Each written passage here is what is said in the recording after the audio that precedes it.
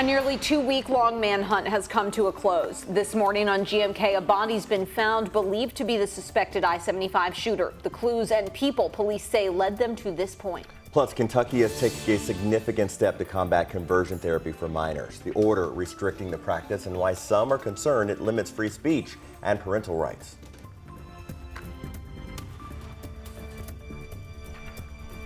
6 a.m. on your Thursday morning. Good morning to you, Kentucky, and I'm Eric King. And I'm Grace McKenna. We're glad you're joining us here on this final Friday eve of summer. And we are certainly looking forward to the weekend. Sam, it sounds like it's going to be a hot one for the folks who are heading out to Bourbon and Beyond, though. Yeah, it's going to be a really hot one outside. It's going to be one of those types of Bourbon and Beyond festivals where you make sure you have just a lot of water packed with you, some sunscreen as well. And just grab the shades getting out the door. It's going to be a hot day today, and frankly, hot all the way until Sunday of this weekend. In fact, Sunday, believe it or not, is the first day of fall, begins at 8:44 a.m.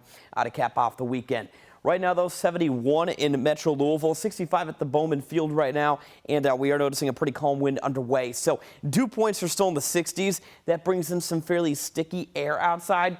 Not too humid, but kind of a healthy reminder that summertime heat is still upon us in late September. 63 in Shepherdsville as well as Brandenburg this morning. I want to give a quick heads up down to the south. That's where fog is playing a bit of a factor from Campbellsville towards Bardstown this morning. So visibility will be about less than 2 miles in both spots. No dense fog advisory in effect right now, but just keep in mind a few clouds and some patchy fog early this morning. 91 when the kids get back later on from school. We're going to be picking up heat in full blast for much of the area. So again, more 90s underway, and in fact, we're talking more about 90s and heat. I'll talk more about your Bourbon and Beyond forecast in full detail just moments ahead. The only crash in the metro right now is actually placed at Poplar Level Road at Fern Valley Road this morning. It's actually a quick live look at the interstates, and there's a crash actually with that, or there's actually an injury with that crash down towards Fern Valley Road and Poplar Level Road this morning. It's going to be a little slow going towards the Newburgh area. Grace and Eric, I'll send it back over to you guys. Oh! Got him! Here he is! You found him? Oh, my Lanta. You are watching video filmed by Fred and Sheila McCoy. They're the two people Kentucky State Police credit with finding a body believed to be that of Joseph Couch, the suspected I-75 shooter. KSP says the two found the remains yesterday afternoon in the Daniel Boone National Forest, close to the exit where the shootings happened. We're still waiting for a coroner to identify the body, but police say there are several clues leading them to believe it's Couch. WHAS 11's Ian Hardwick and photojournalist Emma Gefter report from Laurel County. There was a couple, Fred and Sheila McCoy, advised the troopers that they were also in the area searching for Joseph Couch. Almost immediately after that interaction between troopers and the McCoys, the troopers and McCoys stumbled upon an unidentified body. That body, Kentucky State Police say, was Joseph Couch's, bringing their nearly 2-week-long manhunt to a close. Along with a weapon, items found with the body led KSP to believe it's Couch. Troopers stumbled upon the McCoys, who will get a $25,000 reward for their find while working in the area near I-75, exit 49. And then we observed those vultures. And then that was one of the things that we said early on that, may be a clue for us to see. Can you tell us how far away from the shooting you found this body?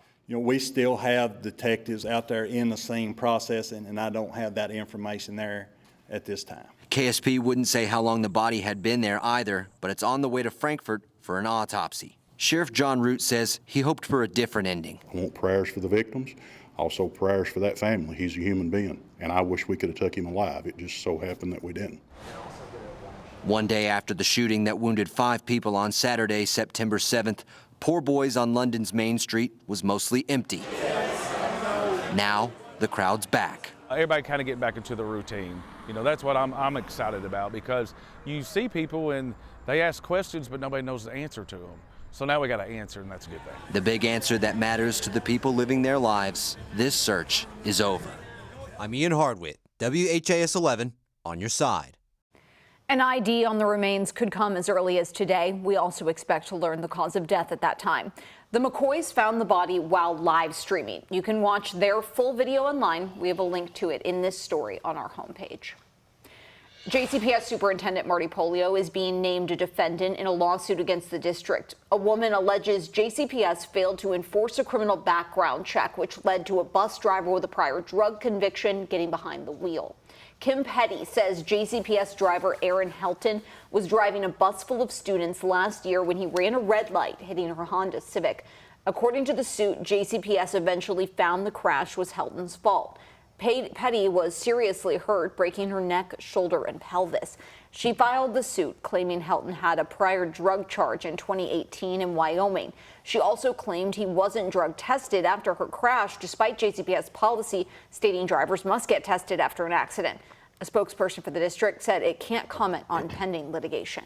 5 minutes after 6 now, Kentucky Governor Andy Beshear is taking steps to stop conversion therapy in Kentucky. He just signed an executive order putting restrictions on therapists who are reported for such practices. And those restrictions include directing state agencies to cut funding and possibly suspending or revoking the licenses for those therapists.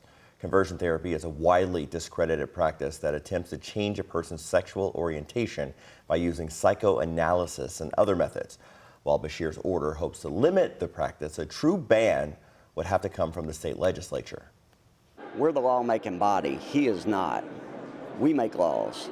Is there a free speech issue with this? Affirmation is one thing that they say that we need to be doing.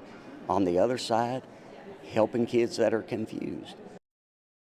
In a joint statement sent by a dozen Kentucky Republican senators, including Senate President Robert Stivers, they said this executive order disregards the First Amendment rights regarding freedom of religion and speech and violates the fundamental parental rights and responsibilities for their children. However, for some, like Dustin Rayburn, who went through conversion therapy when they were younger, this executive order is a step in the right direction. No, I was just thinking that this isn't going to happen anymore. Like, this is the first step to protect our youth, and if I could just go back and tell my younger self that, we'd be sitting here today. This would stop. It's just a crazy full circle moment. Dustin is featured in a recently released documentary about conversion therapy. Now, despite the statement from some Republicans, a bipartisan path to ban the practice could be possible. 11 Kentucky House Republicans since 2020 have at least co-sponsored a bill to make conversion therapy on kids illegal. We are now hearing from people living in Russell County as the community there mourns fallen Sheriff's Deputy Josh Phipps. Deputy Phipps died Monday night after being shot in the line of duty. According to authorities, a suspect involved in the incident also died. Rita Campbell lives in the Russell County trailer park where shots were fired. She told our sister station, WKYT, she wasn't home at the time of the shooting, but when she did get back, Campbell says she found the suspect dead inside her trailer. Apparently got him when he hit the hall and the bedroom, because that's mainly where most of the blood is. At this time, we don't know exactly what led up to Phipps being shot. The funeral service for the deputy will be held at 2 o'clock Saturday afternoon at Three Trees Church in Russell Springs. Kentucky's Department of Transportation will have a team in Frankfort today to talk about new vision screening requirements for Kentucky drivers. Now, this is something that was signed into law back in 2021. It requires a vision screening whenever somebody renews their driver's license. It takes effect in January. In the past, screenings were only required for new drivers.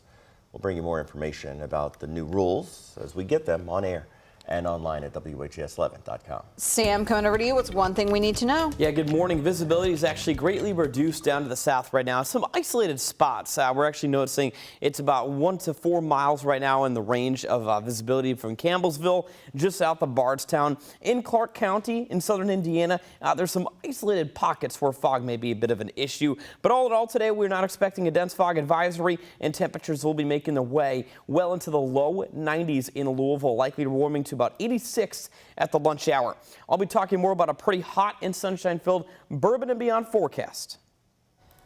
All right, Sam.